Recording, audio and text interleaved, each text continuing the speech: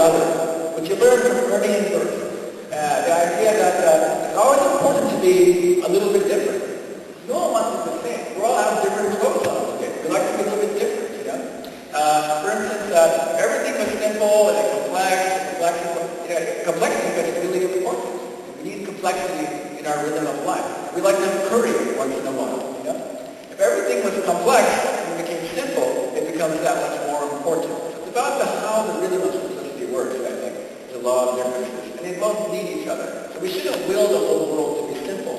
We wouldn't be a very fun world. The sixth law is the law of context.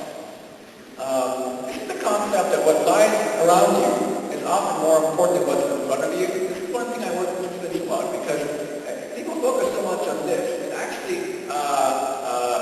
Sam Hicks brought up the issue of the whole context. He showed us the glass and the room and the house. It's like everything around us is often more important than what's in front of us. And I have some ideas about this. Nothing is something. Anyone who likes to make a wonderful object knows that nothing is very important. Things like whitewash are examples, but I was in Japan one time around a shrine, and there was looked like a beautiful Zen garden. There was a rectangle, posts everywhere. And I was like, oh, this is very important. So I watched it for many minutes. I was like, wow, what is this, you know? And then I saw a priest call a car into the spot. And I thought, oh, it was actually a spirit wash, a car wash for spirits, it turned out. But nothing is something sometimes. It's very important. Ambience is everywhere. This is something what I realized in Japan. Japan is very hot.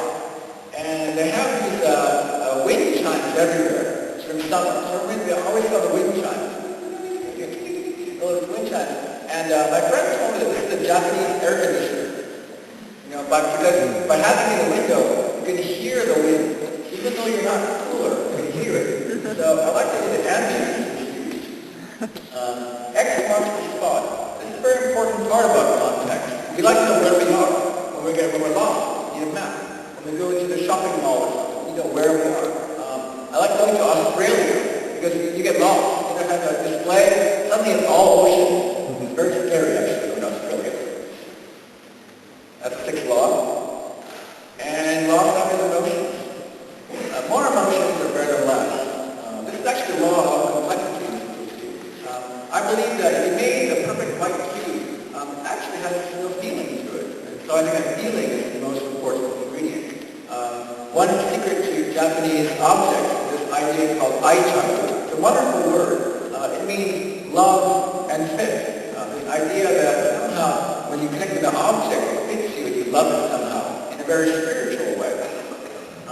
And spirits are about feeling. I call this sort of feeling and feel for it. I think the feeling aspect, any kind of ingredient of simplicity is important. If you have a white cube, then you have to love so much more. That's the seventh law. More emotions are better than less. The eighth law is the law of trust. Trust, I think, going to the authenticity issue people have brought up in the conference, is very important. In simplicity, we trust. You know, when we trust something, everything is so much simpler. I had when I was in MIT graduate school, I had an office mate. He was very, very cynical. And I was very, very naive. And he said, listen to me, John. You know, whenever someone says trust me, replace that with fuck you. then everything will make sense to you. So after that, I was very cynical. So trust me, John. So I was kind of like feeling very strange about this whole fuck you thing. Trust me, fuck you. It's kind of an issue, and I think that there are three ways to deal with that. You know, there's the lean back. The Black Olufsen method is lean back. Imagine yourself leaning back in front of something. Undo is a great way to get trust. You know, oh, you hit me. Oh, don't worry, take it back. Undo is a great way. And also, omakase. This is the principle in some Japanese restaurants. The idea of leave it up to me. And living up to me requires so much trust, and I think that certain practices like omakase are a very important idea, trust. And then, let's leave the trust, and then we're over time by 1 minute now. 9, failure. I think that it's crazy to say you make everything simple. So the ninth law is my disclaimer. Some things never be made simple, but that's not bad. Because failure, I think, is the most beautiful thing in the world. If you look at Asian calligraphy, people ask, well, how can I tell if this calligraphy is good or not?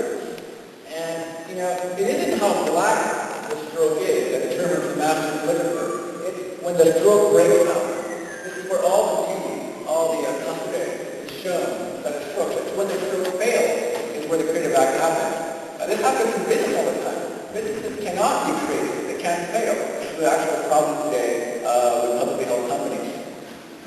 And that's the ninth law of failure. Something that's never made simple. I can't finish in 30 minutes. The 10th law is the one. And if anything, I was looking forward to just one law to take home wherever you go. That's called the one. And the one is kind of cute because I realized 10, if you take away none, you take away 0, you have 1. In the end, you get 1. So, wow, that's pretty cool. And the one you get 1. And the 10th law is simplicity is about tracking the obvious and adding the meaningful. Take away what you can see it doesn't need to be there, but make sure you add that what's important. And I am 1.5 minutes over, and I thank you for your time. Any questions? You have a question? No time. 1.5 minutes. Eric is in charge. The boss. Are we done? Can I go drink water now? Ask the question afterwards. Okay, whatever. Thank you. In the arm. Thank you very much.